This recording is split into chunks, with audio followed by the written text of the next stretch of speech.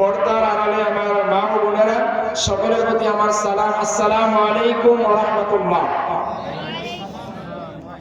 আমরা আমাদের মহান মালিক আল্লাহ সুবহানাহু ওয়া তাআলার দরবারে শুকরিয়া ও সুজুদ আদায় করছি, শুকরিয়া মস্তক অবনত করছি যেই মহান মালিক, যে রব্বুল আলামিন আমাদেরকে সালাতুল মাগরিবের পর একজন আলোচনা করেছেন।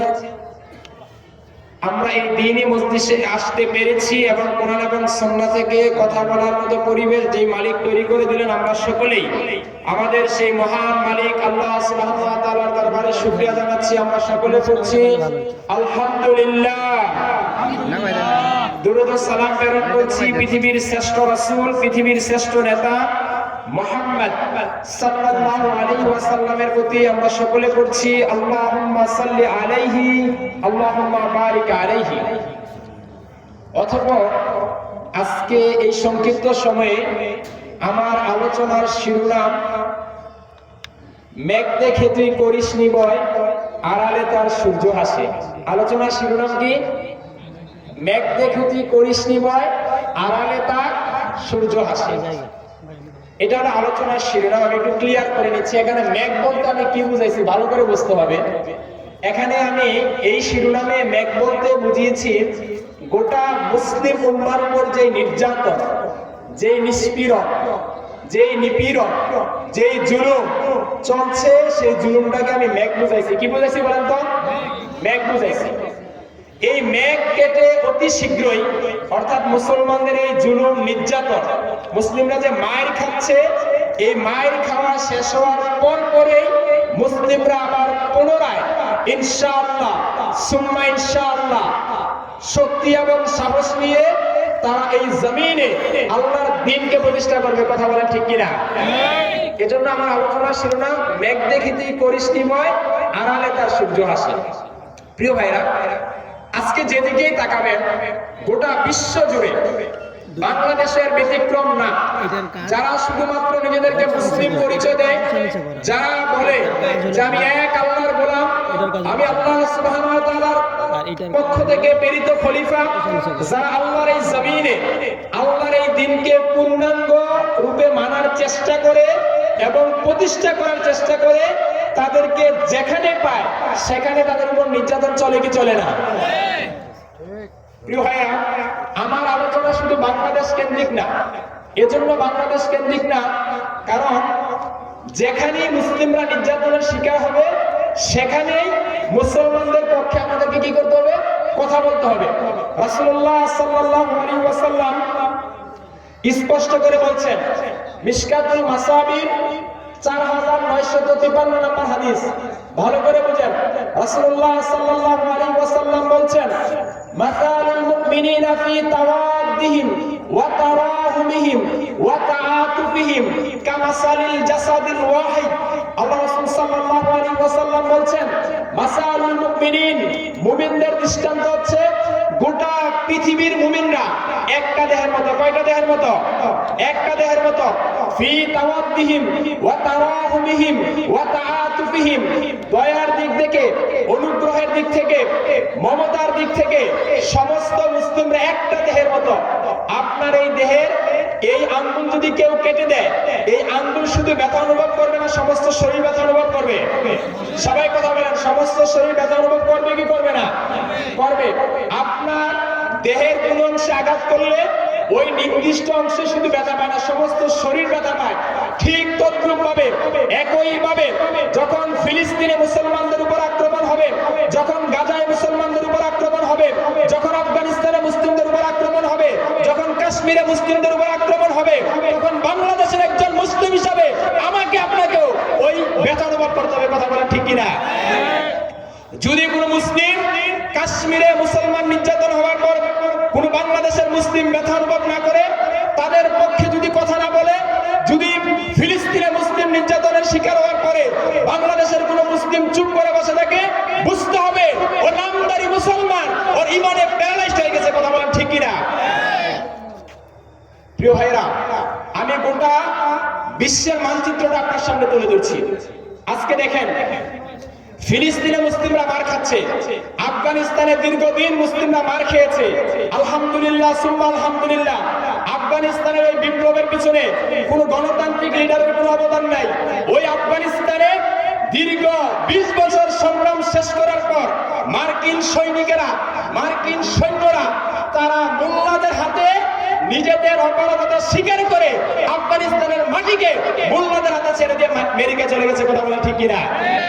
সুতরাং প্রিয় ভাইরা, আমাদেরকে মনে রাখতে হবে আমরা গোটা বিশ্বের মুসলিমরা একটা দেহের মতো। কয়টা দেহের মতো? একটা দেহের মতো। প্রিয় ভাইরা, প্রথমত আমি আপনাদের সামনে একটা জিনিস ক্লিয়ার করি, আমাদের পরিচয় কি। আজকে আমাদের মাঝে অনেক ভাগ, কেউ আহলে হাদিস, কেউ হানাফি, কেউ শাফি, কেউ কাদরিয়া, কেউ নকশবন্দিয়া, কেউ সিস্তিয়া, কেউ মুজাদ্দিদিয়া, কেউ রহমানিয়া। আছে না নাই? আছে। প্রিয় ভাইরা, মুসলিমদের মাঝে এতগুলো ভাগ চলবে না।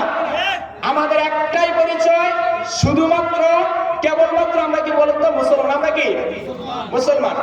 এই পরিচয় আমি দেই নাই, আল্লাহ সুবহানাহু ওয়া তাআলা দিয়েছেন। আল্লাহ সুবহানাহু ওয়া তাআলা সূরা ফুসসিলাত, ভালো করে শুনুন আমাদের পরিচয় কি। সূরা ফুসসিলাতের 41 নম্বর সূরার 33 নম্বর আয়াত আল্লাহ সুবহানাহু ওয়া তাআলা বলছেন, ওয়ামান আহসানু কাওলাম মিম্মান দাআ ইলাল্লাহ ওয়া আমিলা সালিহান ওয়া ক্বালা ইন্নানি মিনাল মুসলিমিন। আল্লাহ সুবহানাহু ওয়া তাআলা বলছেন, তার কথার চেয়ে আর কার কথা উত্তম হতে পারে? তার কথাই সর্বোত্তম, যে ব্যক্তি নিজে আমলে সলে করে মানুষকে আল্লাহর পথে আহ্বান করে এবং নিজেকে মুসলিম বলে পরিচয় দেয়। বলুন সুবহানাল্লাহ।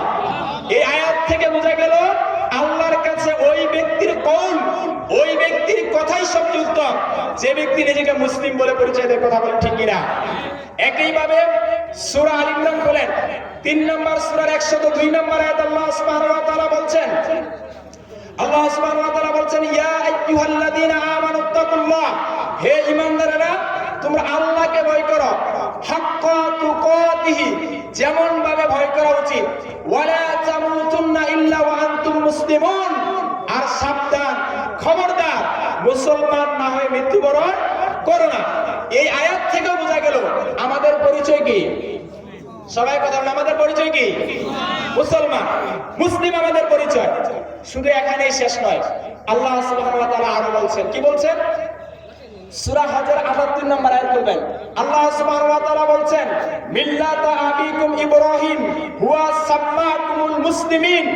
আল্লাহ সুবহানাহু ওয়া তাআলা বলছেন, মিল্লাতা আবিকুম ইব্রাহিম, এটা তোমাদের পিতার মিল্লাত, আর তিনি তোমাদের নাম রেখেছেন মুসলমান। বলুন সুবহানাল্লাহ। সন্তানের নাম রাখে কে? সবাই কথা বলেন, সন্তানের নাম রাখে কে? পিতা। আর মুসলমানদের জাতির পিতা কে? ইব্রাহিম আলাইহিস সালাম। আর ইব্রাহিম আলাইহিস সালাম আমাদের নাম রেখেছেন মুসলমান। সুতরাং আমাদের পরিচয় কি? আমি এই 3টা আয়াত থেকে প্রমাণ করলাম যে আমাদের পরিচয় কি? মুসলমান। এবার আসেন, জীবনে মরণে সব জায়গায় আমাদের পরিচয় একটা মুসলমান। আবু দাউদের 4779 নম্বর হাদিস, যে হাদিসটা আপনারা সকলে জানেন, একজন মানুষ যখন মারা যায় তখন কবরে রাখার পরে তাকে কয়টি প্রশ্ন করা হয়? 3টা। এর মধ্যে একটা প্রশ্ন হচ্ছে ওমা দীনুক, তোমার জীবন ব্যবস্থা কি ছিল? আমাদের জীবন ব্যবস্থার নাম কি? সবাই কথা বলেন, আমাদের জীবন ব্যবস্থার নাম কি? ইসলাম যে মানে তার নাম মুসলমান। সুতরাং বোঝা গেল দুনিয়াতে জীবনে মরণে কবরে সব জায়গায় আমাদের একটা পরিচয়। সেটা কি বলেন তো? সবাই কথা বলেন, পরিচয় কি? মুসলমান। কিন্তু প্রিয় ভাই, আজকে আমরা এই পরিচয় দেই না, আমরা ভাগ করে ফেলেছি। যার কারণে একদিকে যখন 5 কল্লি টুপিওয়ালা মার খায়, তখন লম্বা টুপিওয়ালা হাতের তালি দেয়। কথা বলেন ঠিক কিনা? লম্বা টুপিওয়ালা মার খাইলে 5 কল্লিওয়ালা হাতের তালি দেয়। এত কোনো ভাগাভাগি চলবে না। আলহামদুলিল্লাহ আমরা দেখেছি ইতিমধ্যে সমস্ত ভাগাভাগি বিলুপ্ত হয়েছে।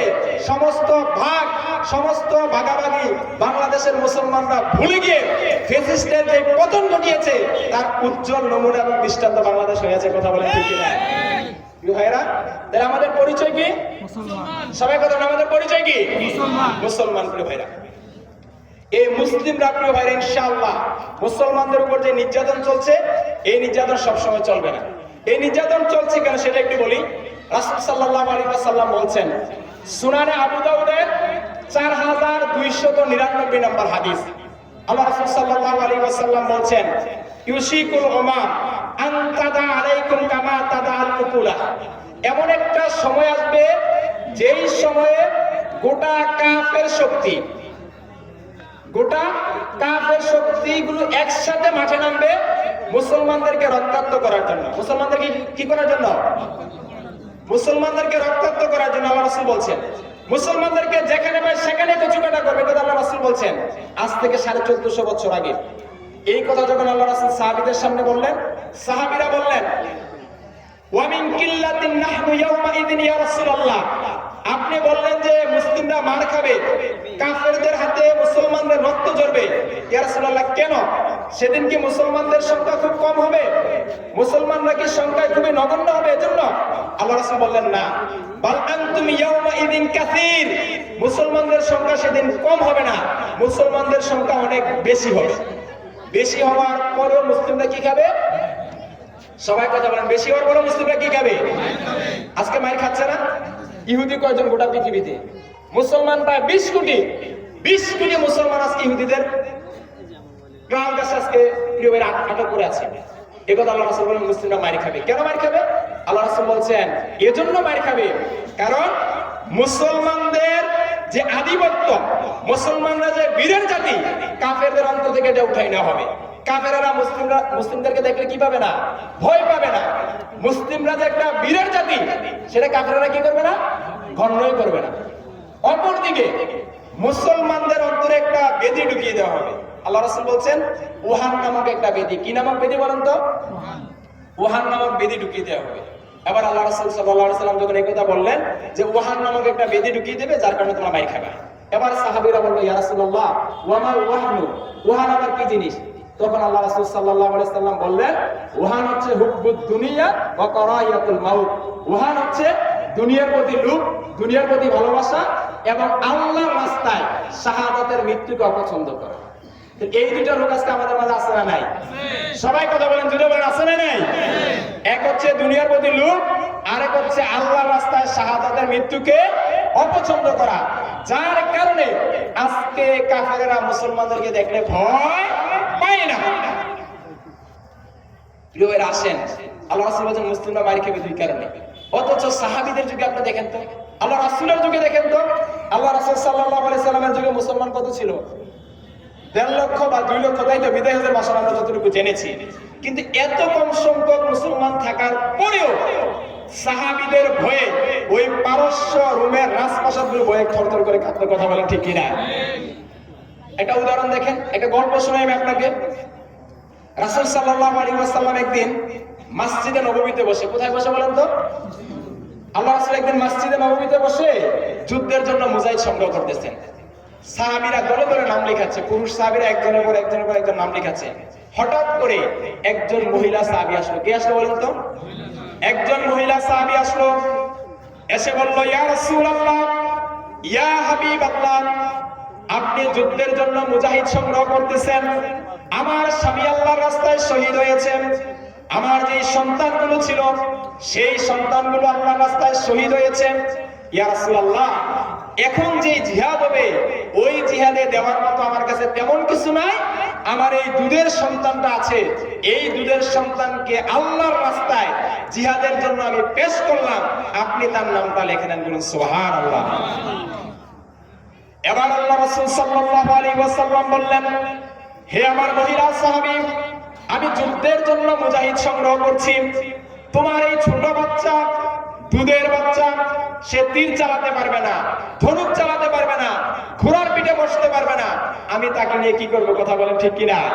এই কথা আল্লাহ রাসূল বললেন। তখন মহিলা সাহাবী বলল, ইয়া রাসূলুল্লাহ, ইয়া রাসূলুল্লাহ সাল্লাল্লাহু আলাইহি ওয়াসাল্লাম, আমি ভালো করে জানি আমার এই দুধের বাচ্চা সে তীর চালাতে পারবে না, ঘোড়ার পিঠে বসতে পারবে না, ধনুক চালাতে পারবে না, সে ডাল চালাতে পারবে না, কিন্তু ইয়া রাসূলুল্লাহ সাল্লাল্লাহু আলাইহি ওয়াসাল্লাম, সে ডাল চালাতে না পারো, সে তো ডাল হতে পারবে। আপনাকে লক্ষ্য করে যখন কাফেরেরা তীর এবং ধনুক নিক্ষেপ করবে, তখন ওই তীর এবং ধনুকের সামনে আমার সন্তানকে আপনি ডাল হিসাবে পেতে ধরবেন। ওই ডাল হিসাবে যখন পেতে ধরবেন আমার সন্তানকে আপনার সামনে, তখন আমার সন্তান কাফেরদের তীরের আঘাতে, ধনুকের আঘাতে আমার সন্তান শহীদ হয়ে যাবে, যাত্রা হয়ে যাবে। কাল কিয়ামতের মাঠে আমি শহীদের মা হয়ে উঠবো, আর আপনি আপনি নবী হেফাজতে থাকবেন, এজন্য আমি আমার সন্তানকে আপনার সামনে পেশ করেছি, বলেন সুবহানাল্লাহ। এখানেই শেষ নয়, এই যখন অবস্থা, ওই মজলিসে রোমের একজন গোয়েন্দা ছিল। রোমের গোয়েন্দা তাৎক্ষণিক রোম সম্রাটের কাছে চলে গেল। রোম সম্রাটের কাছে গিয়ে বলল, হে রোম সম্রাট, তুমি মুসলমানদের সাথে লড়াই করে বিজয়ের যে স্বপ্ন দেখছ, তোমার সেই স্বপ্ন বাস্তবায়িত হবে না। এবার রোমের সম্রাট খেপে গিয়ে বলল, কেন হবে না? আরে মুসলমানরা তো দুর্বল জাতি, এরা আটার রুটি খায়, এদের তীর ধনুক নাই, এদের সাথে আমরা কেন পারবো না? এবার ওই রোমের গোয়েন্দা বলল, হে রোম সম্রাট, তুমি জেনে রাখো, তোমার সৈনিকদের কাছে মদের পেয়ালা আর সুন্দরী নারী যত বেশি প্রিয়, মুহাম্মাদের সৈনিকদের কাছে আল্লাহর রাস্তায় জীবন দেওয়া তার চেয়ে কোটি কোটি গুণ বেশি করে, বলুন সুবহানাল্লাহ। এই কথা শোনার পর এবার রোমের সম্রাট বয়ে থরথর করে কাঁপতেছে। তাহলে আমার কথা হলো, একজন নারী শুধু সিদ্ধান্ত নিয়েছিল, একজন মুসলিম মহিলা সাহাবী বলেছিল যে আমি আমার সন্তানকে আল্লাহর রাস্তায় পেশ করেছি, সে শহীদ হয়ে যাবে, কাল কিয়ামতের মাঠে আমি শহীদের মা হয়ে উঠব। এই কথা শোনার পর রোমের সম্রাট বয়ে থরথর করে কাঁপছে। আজকের দিনেও আমরা যদি বলতে পারি, আমার স্ত্রী যদি বলতে পারে, আমার মা যদি বলতে পারে যে আমি আমার সন্তানকে এজন্য শুধু জন্ম দিয়েছি, আমার সন্তান আল্লাহর রাস্তার একজন জানবাজ মুজাহিদ হবে, আর কাল কিয়ামতের মাঠে আমি শহীদের মা হয়ে উঠব, এই কথা যদি আমরা বলতে পারি, ইনশাআল্লাহ ডোনাল্ড ট্রাম্পের ভয় আমাদের অন্তরে থাকবে না। কথা বলেন ঠিক কিনা? প্রিয় ভাইরা, ডোনাল্ড ট্রাম্প যখন নির্বাচিত হলো, অনেকে তাই না ভয় দেখাচ্ছে যে এই করবে সেই করবে। আরে ভাই, পৃথিবীতে যত যুদ্ধ হয়েছে, ইসলামে যত সংগ্রাম হয়েছে, বদর থেকে নিয়ে শুরু করে একেবারে আপনি প্রত্যেকটা যুদ্ধের ইতিহাস দেখেন, কোন যুদ্ধে মুসলমানরা সংখ্যা দিয়ে লড়াই, কথা বলেন, সংখ্যা দিয়ে লড়াই করেছে? চলে যান, বদরের যুদ্ধে মুসলমানদের সৈন্য সংখ্যা কত ছিল? মুসলমানদের সৈন্য সংখ্যা ছিল 313 জন। অপর পক্ষে কাফেরদের সৈন্য সংখ্যা ছিল কত? 1000 দুর্ধর্ষ ডাকাতদেরকে পরাজয় বরণ করেছে 313 জন। প্রিয় ভাইরা, ওখানে কি মুসলমানদের সংখ্যা বেশি ছিল? না প্রিয় ভাইরা, এরকম আরো অনেক ইতিহাস আছে। প্রিয় ভাইরা, মুসলমানরা কখনো সংখ্যার উপর ডিপেন্ড করে সংগ্রাম করে না। যাই হোক প্রিয় ভাইরা, আমার আলোচনার শিরোনাম, মেঘ দেখে তুই করিস নি ভয়, আড়ালে তার সূর্য আসে। মুসলমানদের উপর নির্যাতন আছে না নাই? কথা বলা আছে না নাই? আচ্ছা, এই যে ফিলিস্তিন, এটা মুসলমানদের ভূখণ্ড ছিল। ইতিহাস, আমি লম্বা এক ইতিহাস নিয়ে আসছিলাম, যেহেতু সময়ের সংক্ষেপের জন্য আমি ওদিকে যাচ্ছি না। যাই হোক, মুসলমানদের উপর নির্যাতন চলছে প্রিয় ভাইরা, আপনারা ইতিমধ্যে দেখতে পাচ্ছেন বা দেখছেন প্রিয় ভাইরা, এবং এই নির্যাতন চলবে কিয়ামত পর্যন্ত। কিন্তু সর্বশেষ ফয়সালা কি জানেন? ইনশাআল্লাহ সুম্মা ইনশাআল্লাহ, যতই নির্যাতন চলুক, যতই যাই চলুক, শেষ পর্যন্ত বিজয় হবে কাদের? সবাই কথা বলেন, কাদের? এতে কোনো সন্দেহ আছে? নাই। এবার আসেন প্রিয় ভাইরা, তাহলে মেঘ আমি আপনাকে দেখালাম, মুসলিমরা মাইর খাচ্ছে। কারা মাইর খাচ্ছে? মুসলিমরা মাইর খাচ্ছে। জায়গায় জায়গায় প্রিয় ভাইরা মুসলমানদের উপর নির্যাতন চলছে, এবং এই দেশেও মুসলিমদের উপর নির্যাতন চলেছে কি চলে নাই? চলেছে প্রিয় ভাইরা। এই মুসলমানদের ভূখণ্ডে দাঁড়িয়ে এখনো ইসকন নামক যে সংগঠন আছে, এরা জয় শ্রীরাম স্লোগান দিচ্ছে। কি স্লোগান দিচ্ছে? আপনারা চট্টগ্রামে দেখেন নাই? প্রিয় ভাইরা, মুসলমানদের ভূখণ্ডে অমুসলিমরা বসবাস করবে, ঠিক আছে, জিজিয়া দিয়ে বসবাস করবে, কর দিয়ে বসবাস করবে, ইসলামী শরিয়ার আইন। এবং রাসূল সাল্লাল্লাহু আলাইহি ওয়াসাল্লাম বলেছেন যে মান আযা যিম্মিয়ান ফাকাদ আযানি, যে ব্যক্তি কোনো জিম্মিকে কষ্ট দিল, কোনো বিধর্মীকে অন্যায়ভাবে কষ্ট দিল, সেজন্য আমি রাসূলকে কি করলো? কষ্ট দিল। বিধর্মীদের পক্ষে কে বলেছেন কথা? আল্লাহ রাসূল বলেছেন প্রিয় ভাইরা। কিন্তু সেই হিন্দুরা ইসকন নামক সংগঠন, প্রিয় ভাইরা, শুধু এখানে হিন্দুদের সংগঠন না, এটা এই ইসকন নামক হচ্ছে রয়ের একটা এজেন্ট। কথা বলেন ঠিক কিনা? আপনারা দেখেছেন বাংলাদেশের যে পথ পরিবর্তন হয়েছে প্রিয় ভাইরা, এই দেশ থেকে ইসলাম নামক মানচিত্রকে বিলুপ্ত করার জন্য চেষ্টা করা হয়েছিল প্রিয় ভাইরা। আপনারা জানেন ইসলামকে কিভাবে বাংলার ভূখণ্ড থেকে উৎখাত করা যায়, সেটা তারা সর্বাত্মক চেষ্টা করেছিল। এই চেষ্টা তাদের মূলনীতির অন্যতম একটা ছিল কিভাবে এই ভূখণ্ড থেকে আলেমদেরকে বিতাড়িত করা যায়। সেই জায়গা থেকে আপনারা দেখেছেন বাংলাদেশের বাঘা বাঘা আলেমদেরকে তারা জেলে ঢুকিয়েছিল। কথা বলেন ঠিক কিনা? বাংলাদেশের বাঘা বাঘা আলেমদেরকে তারা জেলে ঢুকিয়েছে, কথা ঠিক। বাংলাদেশের অনেক আলেমদেরকে ফাঁসির কাস্টে ঝুলাইছে, কথা ঠিক। এত কিছু করার পরেও আল্লাহর চূড়ান্ত ফয়সালা যেটা ছিল, সেটা বাস্তবায়িত কি হয়েছে কি হয় নাই? প্রিয় ভাইরা, ইনশাআল্লাহ মুসলিমরা আবার ফিরে আসবে খুব শীঘ্রই ইনশাআল্লাহ। কিন্তু প্রিয় ভাইরা, আমাদের কাজ করতে হবে। আমাদের কি করতে হবে? সবাই কথা বলেন, আমাদের কি করতে হবে? কাজ করতে হবে। আমাদের যে কাজগুলো করতে হবে, খুব মনোযোগ দিয়ে শুনেন, যেহেতু আমি 7টা শেষ করতে হবে। এই মুসলমানদের কাজগুলো যদি করতে, কি কি কাজ ভালো করে বুঝেন। আজকে আমরা মনে করছি যে মুসলমানরা খুব কম সংখ্যক লোক, তাই না প্রিয় ভাইরা? এটা কি সম্ভব কিনা? দেখেন, বাংলাদেশের কিছুদিন আগে যে অবস্থা ছিল, তাই না? আপনারা তো জানেন অবস্থাগুলো। আমরা কি কখনো স্বাধীনভাবে কথা বলতে পারতাম? কথা বলার সবাই কথা বলতে পারতাম? জনগণের বাক স্বাধীনতাকে চেপে ধরেছিল। এবং আমিও দেখেছি বিভিন্ন জায়গায় যখন খুতবা দিতাম, বন্ধ, স্টপ, থামান, মাহফিল বন্ধ। কিন্তু প্রিয় ভাইরা, এখনো দেখি কিছু কিছু লোক, কিছুদিন আগে ফেসবুকে ঢুকলাম, একজন লোক বলতেছে যে ঠাকুরগাঁয়ে মুফতি আমির হামজাকে ঢুকতে দেওয়া যাবে না। বলেছে কি বলে নাই? বলেছে প্রিয় ভাইরা। আবার অনেকে মাহফিলে বক্তার সাথে বাক বিতর্কটা জড়ায়। মনে রাখবেন, যে যত কিছু করুক না কেন, যেহেতু এই দেশের সবচেয়ে প্রতাপশালী যিনি ছিল, তাই না? বলেছিল যে দেশটা কার? আমাদের। এই দেশে কারো কিন্তু ইয়া চলবে না। উনি যেহেতু টিকতে পারেন না, ইনশাআল্লাহ সুম্মা ইনশাআল্লাহ আগামীতে যারা ইসলামের সাথে গাদ্দারি করবে, সে যত বড় বংশের হোক, যত বড় বাবার মেয়ে হোক, যত বড় বাবার সন্তান হোক, কেউ ইসলামের সাথে গাদ্দারি করে বাংলার এই ভূখণ্ডে টিকতে পারবে না। কথা বলেন ঠিক কিনা? কারণ মুসলমানদের যে লিডারশিপ, মুসলিম লিডাররা কখনো পালায় না। আপনার চলে যান একটু, পালায় কারা? কারা পালায়? অনেকে বলেছিল যে আমরা পালাবো না, তাই না? বলে নাই? বলেছিল যে এই দেশ আমার, এই দেশ আমার বাবা, আমরা কেন পালাবো? কিন্তু প্রিয় ভাইরা কথা রেখেছে? কথা রাখে নাই। অথচ প্রিয় ভাইরা, আপনারা জানেন, একটা মুরগি তো চিনেন নাকি? মুরগির বাচ্চা থাকে না অনেকগুলো? আকাশ থেকে যখন সিল নামে, থাবা দেয়, তখন মুরগির বাচ্চার মা যেটা থাকে, সেটা সর্বোত্তম চেষ্টা করে, তাই না, যে বাচ্চাগুলোকে হেফাজত করার জন্য। একটা কুকুরের 6টা থেকে 7টা বাচ্চা থাকে। কুকুর চেষ্টা করে, কুকুরের কোনো বাচ্চাকে যদি কেউ আক্রমণ করে, কুকুর চেষ্টা করে বাচ্চাদেরকে কি করার জন্য? রক্ষা করার জন্য। অথচ বাংলাদেশের লেডি ফেরাউন, যিনি বলেছিলেন পালাবেন না, তিনি তার সোনার ছেলেদেরকে লেগে পালিয়ে গেছে। কথা বলেন ঠিক কিনা? অপর দিকে মুসলিম নেতাদের জীবনী দেখেন আপনি।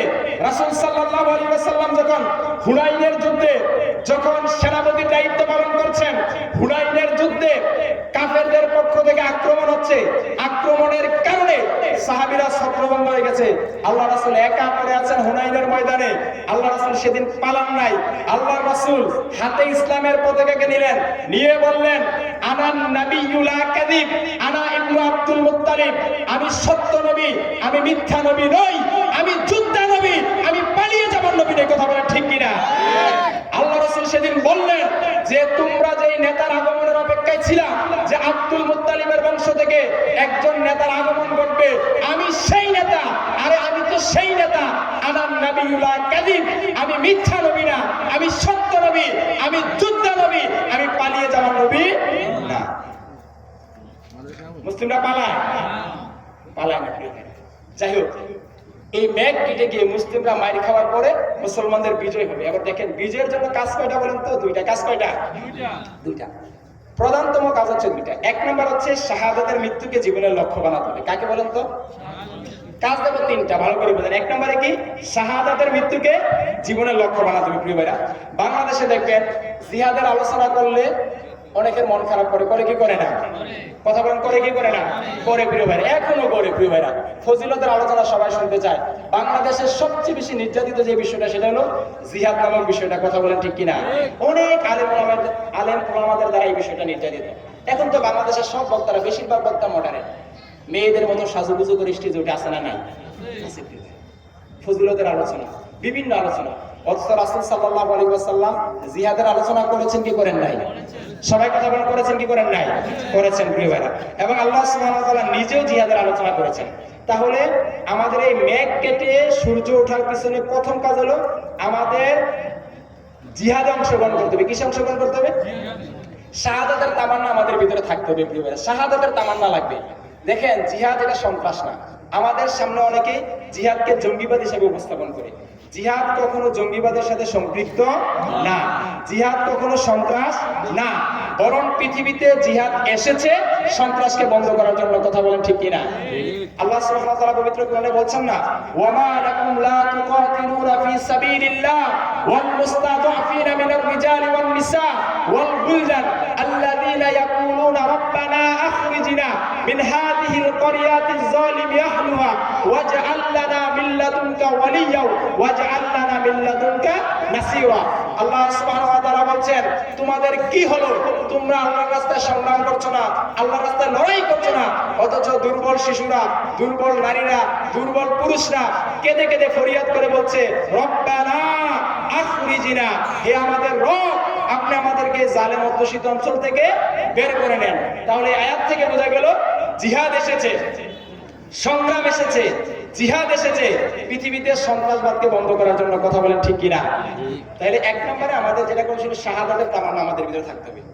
আল্লাহ সুবহানাহু ওয়া তাআলা নিজেই বলছেন সূরা আনআমের অর্থাৎ 8 নম্বর সূরার 65 নম্বর আয়াতে আল্লাহ সুবহানাহু ওয়া তাআলা বলছেন, ইয়া আইয়ুহান নবী হাররিজিল মুমিনিনা আলাল কিতাল, হে নবী আপনি আপনার উম্মতদের সামনে জিহাদের আলোচনা করেন, এদেরকে জিহাদের উৎসাহ দান করুন। সুবহানাল্লাহ।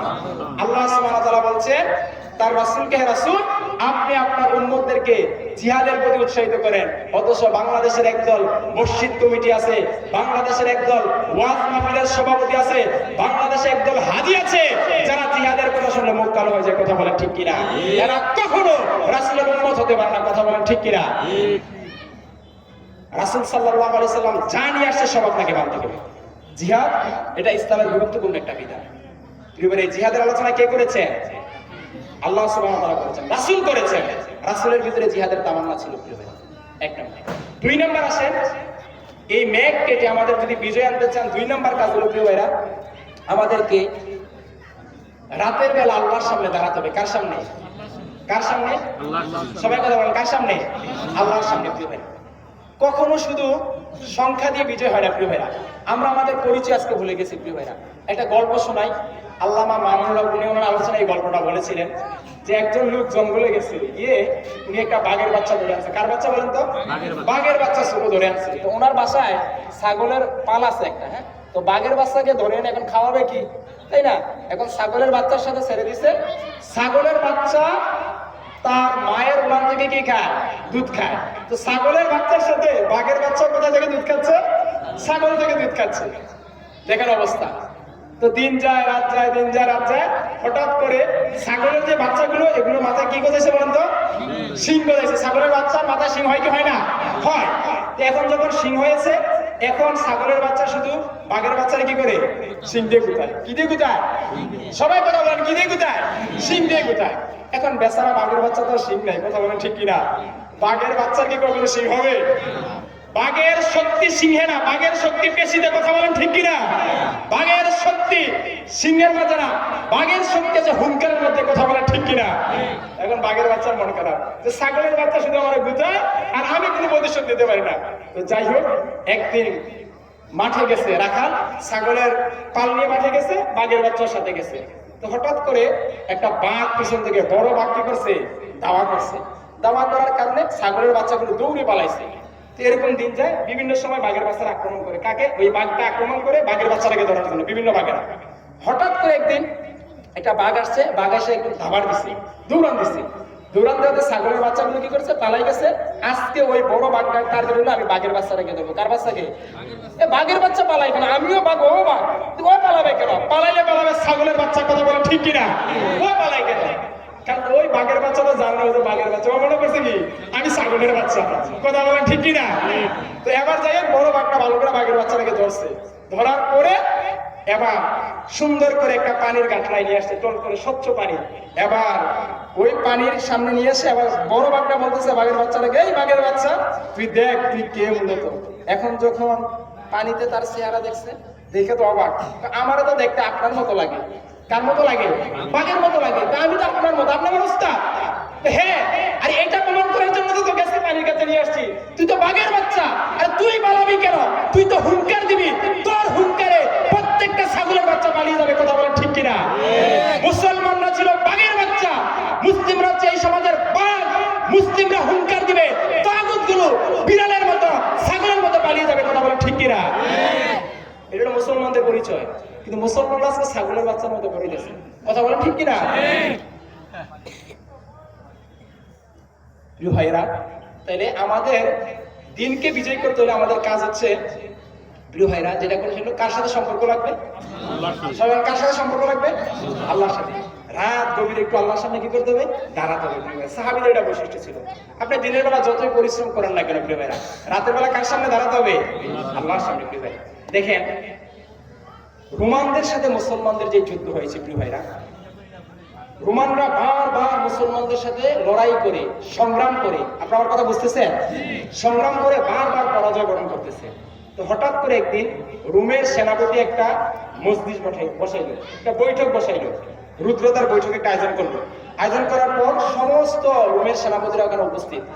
এবার সেনাপতি বলতেছে, যিনি প্রধান, উনি বলতেছে, আচ্ছা এই রোমের সেনা সদস্যরা বলো তো, মুসলমানদের সাথে আমরা রোমানরা বারবার লড়াই করতেছি, কেন বারবার পরাজয় বরণ করতেছি, কি তার কারণ, আমরা কেন তাদের সাথে পারি না? এবার একজন সেনা সদস্য দাঁড়িয়ে বললেন, হে রোমের সেনাপ্রধান, আপনি যদি অনুমতি দেন আমি বলতে পারি বিষয়টা, কেন আমরা মুসলমানদের সাথে পারি না, ভালো করে বোঝেন। এবার উনি অনুমতি দিলেন। রোমের সেনা সদস্য বলল যে আমরা যখন যুদ্ধের ময়দান থেকে যুদ্ধ শেষ করে আমরা যখন রোমের সৈনিকেরা তাঁবুতে ফিরে আসি, আমরা বিভিন্ন মজা মাস্তি করি, আমরা নারী নিয়ে ব্যস্ত থাকি, আমরা আমাদের দুনিয়াবী কাজ নিয়ে ব্যস্ত থাকি, কিন্তু মুসলমানরা যখন রাতের বেলা যুদ্ধ শেষ করার পর এদের তাঁবুতে ফিরে যায়, এরা তাঁবুতে এত বেশি কান্নাকাটি করে, এদের তাঁবুগুলো আমি ঘুরে ঘুরে দেখছি, তাঁবুর কাছে গেলে শুধু কান্নার শব্দ হয়। কিসের শব্দ হয়? কান্নার শব্দ হয়। মনে হয় যারা দুনিয়া বলতে কিচ্ছু বোঝে না, এরা শুধু হাউমাউ করে কান্নাকাটি করে। কিন্তু আমি একদিন এদের আড়াল করে, এদের লুকোচক্ষু আড়াল করে আমি একদিন দেখলাম যে এরা কেউ কাউকে আঘাত করে এজন্য কান্না করে না, এরা দুনিয়ার জন্য কান্না করে না, এরা মূলত কান্না করে আল্লাহর কাছে। কার কাছে? আল্লাহর কাছে। কিন্তু হে রোমের সেনাপতি, যে লোকগুলো, যে মুসলমানদের সৈনিকগুলো রাতের বেলা কান্না করে তাদের চেহারা ভিজিয়ে দেয়, এই মুসলমান সৈনিকেরা যখন দিনের বেলা যুদ্ধের ময়দানে নামে, যুদ্ধের সাথে যখন সজ্জিত হয়, তখন তাদের চোখের দিকে তাকালে মনে হয় প্রত্যেকটা চোখ থেকে আগুন বেরোচ্ছে। আল্লাহু আকবার। মুসলমানদের একটা স্বভাব ছিল, রাতের আধারে কার সামনে দাঁড়াতেন?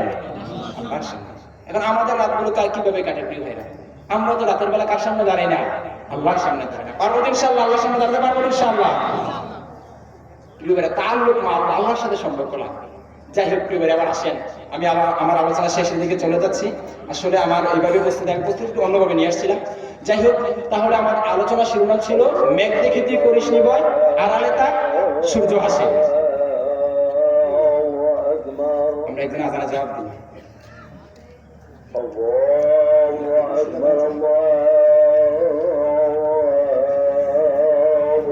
আপনারা বসেন বসেন বসেন।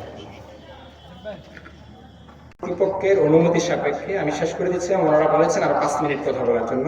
আমি যেহেতু জামাত আমাদের 7টা 15, তাই না, আমরা তাইলে 8 মিনিট কথা বলে শেষ করে দেবো, 7 মিনিট আগে ছেড়ে দেবো। জি, তাহলে আমি আমার আলোচনার একটা ধারায় ছিলাম, সেখান থেকে একটু বের হয়ে, যেহেতু মাঝখান দিয়ে একটা ব্রেক হলো, আমি এই 8 মিনিটে আপনাদের একটা বিষয় একটু বুঝ দিতে চাচ্ছি। সেটা হলো প্রিয় ভাইরা, আমরা কার উম্মত বলুন তো সবাই? রাসূলের উম্মত। কার উম্মত? রাসূলের উম্মত। প্রিয় ভাইরা, রাসূল পৃথিবীতে কেন এসেছিলেন? এই 6 থেকে 7 মিনিট এটা বলে শেষ করে দেব। রাসূল পৃথিবীতে কেন এসেছিলেন খুব মনোযোগ দিয়ে শুনেন। রাসূল প্রেরণের উদ্দেশ্য কি?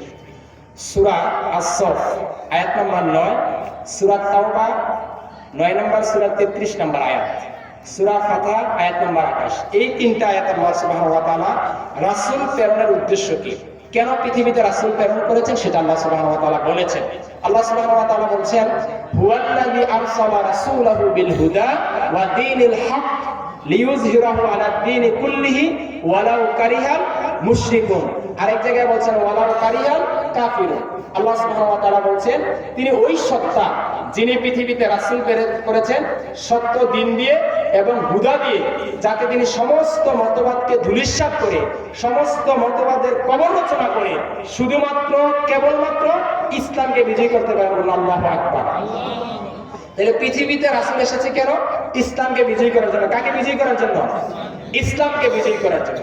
সুতরাং রাসূলের যেহেতু মিশন এবং ভিশন ছিল এটা, সুতরাং রাসূলের একজন উম্মত হিসাবে, রাসূলের একজন ওয়ারিস হিসাবে, রাসূলের একজন উত্তরাধিকারী হিসাবে আমাদেরও মিশন এবং ভিশন হচ্ছে আল্লাহর এই জমিনে আল্লাহর দ্বীন, আল্লাহর মনোনীত জীবন ব্যবস্থা ইসলামকে প্রতিষ্ঠা করার। কথা বলেন ঠিক কিনা? এটা আমাদের জীবনের লক্ষ্য এবং উদ্দেশ্য। প্রিয় ভাইরা, শুধু আমাদের না, যে বা যাহারাই নিজেদেরকে মুসলিম পরিচয় দেবে, মুসলিম পরিচয় দিলে আল্লাহর এই জমিনে আল্লাহর দ্বীন প্রতিষ্ঠার বিকল্প কোনো কাজ করার সুযোগ নাই। আল্লাহর এই দ্বীনকে বিজয়ী করতে হলে আমাদের যে কাজগুলো করতে হবে প্রিয় ভাই, আসেন এক নম্বর আমাদের সচেতন দৃষ্টি রাখতে হবে। কি রাখতে হবে বলেন তো?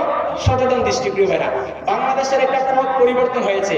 এই পথ পরিবর্তনে আমাদেরকে যেই কাজটা করতে হবে সেটা হলো আগামীতে, কারণ বাংলাদেশের প্রত্যেকটা লোক এখন ইসলামের দিকে দাবিত হয়েছে, তাই না প্রিয় ভাইরা? যারা নামাজ পড়ে আলহামদুলিল্লাহ ভালো, যারা 5 ওয়াক্ত পড়ে, যারা 3 ওয়াক্ত পড়ে, তারাও চায় যে ইসলামী খেলাফা প্রতিষ্ঠিত। কথা বলেন ঠিক কিনা?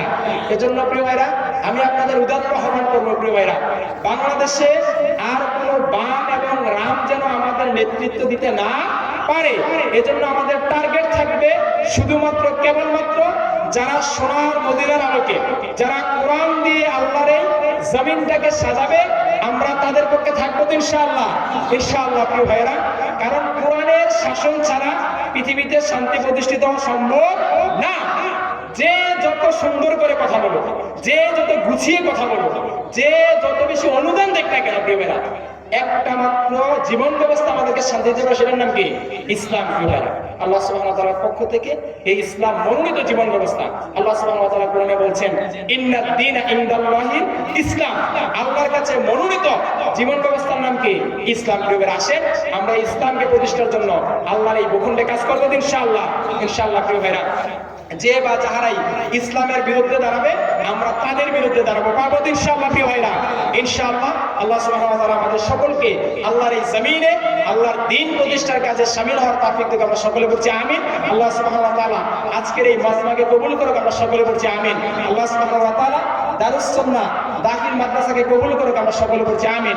মাইনুদ্দিন ভাই অনেক কষ্ট করে, আপনারা সবাই মিলে কষ্ট করে যে অ্যারেঞ্জ করেছেন, আল্লাহ সুবহানাহু ওয়া তাআলা যেন সকলের এই কষ্টের ফলাফল দান করে, আল্লাহ সুবহানাহু ওয়া তাআলা যেন সকলের কষ্টকে কবুল করে, পরকালে যেন এই মাহফিলকে আমাদের জন্য নাজাতের ওসিলা হিসেবে কবুল করে। আমরা সকলে বলছি আমিন।